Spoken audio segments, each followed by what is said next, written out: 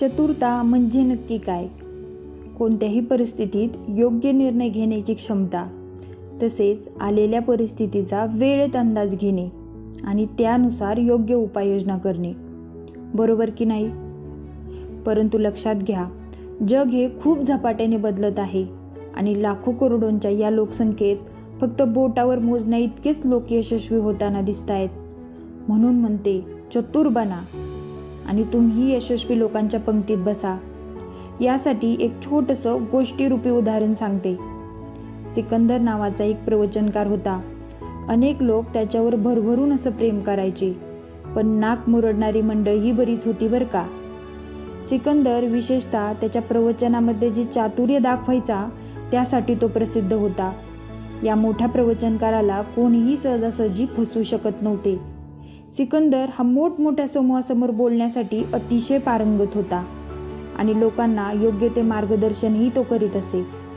प्रत्येक प्रवचनाच्या व्याख्यानाच्या वेळी तो लोकांना त्यांचे प्रश्न काय हे एका चिठ्ठीवर लिहून काढायला सांगायचा आणि बाजूला ठेवलेल्या डब्यामध्ये टाकायला सांगायचा. त्यानंतर मोठ्याने तो प्रश्न वाचायचा आणि त्यावर काय उपाय आहे हे सांगायचा.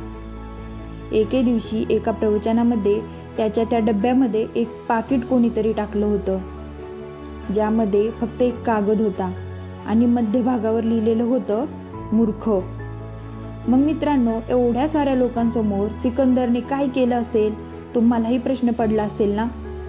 तो म्हणाला की आजपर्यंत त्याला अशी अनेक पत्र मिळाली की ज्यामध्ये लोकांनी आपले प्रश्न लिहिले, मात्र ते स्वतःचं नाव टाकायला विसरायचे.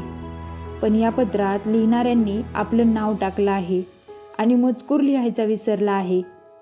सिकंदरचे हे बोलणे ऐकून लोकांमध्ये असा हशा उसळला की सांगायला सोय नाही. तात्पर्य काय? मित्रांनो, आपल्यात जर चतुरता असेल तर अशा अनेक अतिशहाण्या प्रसंगाला आपण नम्रपणे फटकारू शकतो. आपण ठरवलेले ध्येय हे इतरांपेक्षा कमी वेळेत मिळू शकतो. आणि हेही लक्षात घ्या की चतुर होण्यासाठी केवळ ज्ञान आणि कौशल्य आवश्यक नाहीत, तर योग्य दृष्टिकोन आणि योग्य विचारसरणी देखील आवश्यक आहे. चतुर व्यक्ती या नेहमीच आपल्या चुकांवर विचार करतात आणि नवीन गोष्टी शिकण्याचा प्रयत्न करत असतात. आशा आहे की तुम्ही या व्हिडिओमधून नक्कीच काहीतरी शिकला असाल. धन्यवाद. मित्रांनो, तुम्हाला हा व्हिडिओ आवडला असल्यास प्लीज लाईक, शेअर आणि सबस्क्राईब करायला विसरू नका. थँक्यू.